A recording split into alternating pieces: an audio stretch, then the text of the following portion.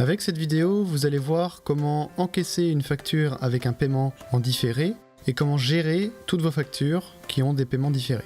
Donc pour commencer, pour encaisser, rendez-vous dans le menu facturation. On va prendre un client de passage pour l'exemple. On va lui rajouter une prestation, par exemple une coupe femme, et on va lui attribuer un collaborateur.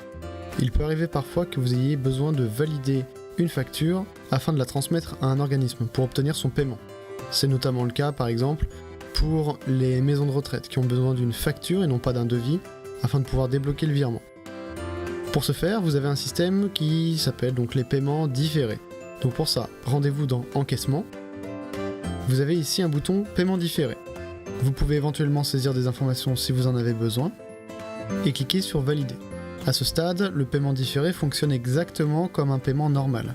C'est-à-dire que vous pouvez valider votre facture et voilà, votre facture a été enregistrée. Pour vérifier, vous pouvez aller voir dans le menu Management, onglet Caisse, bouton Facture, et on voit bien que j'ai ma facture de 15 € qui vient d'être enregistrée ici. Avec le ticket qui est sorti, vous pouvez maintenant l'envoyer à la personne ou l'organisme qui va vous rémunérer.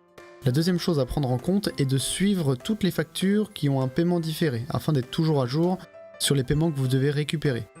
Donc pour ça, il faut aller dans le menu Management, dans l'onglet Caisse et le bouton Suivi des paiements.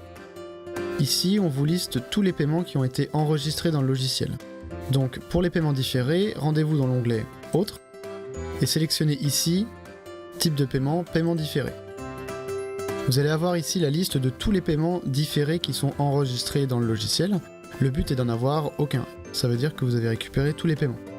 Lorsque vous allez récupérer le paiement de cette facture, il vous suffira donc de cliquer sur le bouton Modifier, allez dans le mode de règlement ici et choisissez le mode de règlement approprié.